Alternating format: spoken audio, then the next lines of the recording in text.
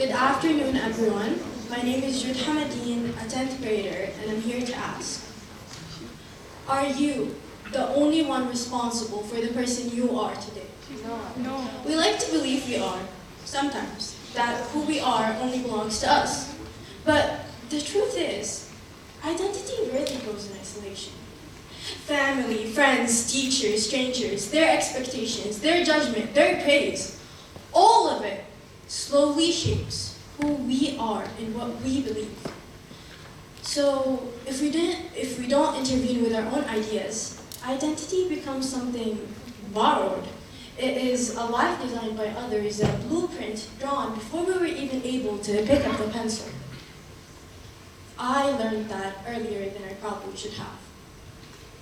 After my 5th birthday party, a family friend yelled at me for playing a game that apparently wasn't girly enough. At the time, I was extremely spoiled, sensitive, basically a crybaby. Or more accurately, just a toddler who felt everything too strong. At that moment, something changed. I began to stutter. At first, my parents thought it would fade quickly, something temporary, but it didn't. On our way back from the last day of school before summer break, my dad asked me how my day was.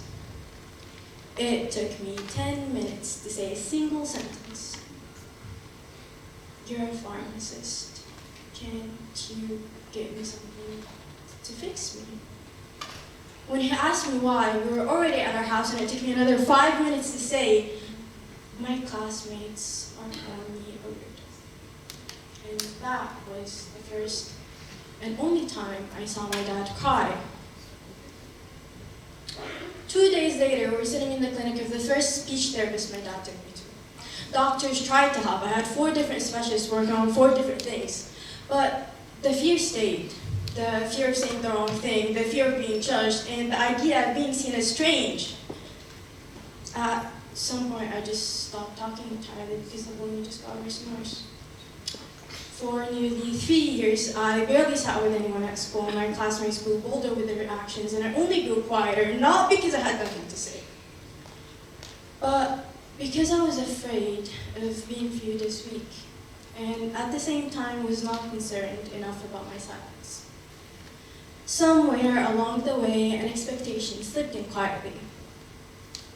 Girls are supposed to be quiet anyway. How can a 5-year-old already have an idea of what a girl is supposed to be? Believe it enough to force it on me? Whatever. My dad got a call on the 4th of June of 2018, around recess, asking him to come pick me. When he arrived, he found me sitting in the principal's office on the comfy red chair with the biggest smile on my face. I had just gone off at the boy who kept making a joke out of me after he tried to rip the huge drawing notebook my dad got me for my 5th birthday. For the first time in years, I said everything I needed to, fluently, and I told my teacher the stuff he had been doing. My dad still has that drawing of me on his desk, framed. Don't get me wrong, I still have some bad days when I rehearse every conversation just to make sure I'll get it right. And looking back at those 3 years, I wonder, why and how did I let it get this bad? How did it take me 3 years to finally see how awful that mentality was?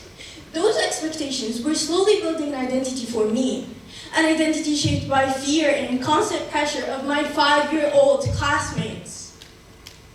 And when we read The Country of Men by Hisham Madar, I saw a reflection in my own experience. Judgments and fears surrounded Sulaiman, a young boy growing up in Libya, who let expectations and fears shape who he became. Like Sulaiman, who navigated a world of whispers and disappeared men, I lived in a world of stifled silence. And the story reminds us that identity is rarely formed alone. The fears that shape us, such as wanting to fit in, the fear of being judged, the fear of being labeled a weirdo or a loner. In Sulaiman's story, the need to be a real man. They all quietly draft an outline of who we're meant to be. expectations aren't inherently the villains in our stories, and they might be the heroes to yours. I'm not here to tell you what expectations to have about your identity, what beliefs to have about your identity. I'm here to simply remind you, please be aware. People around you affect you, and you might be affected before you even notice it. And remember that it hopefully gets better.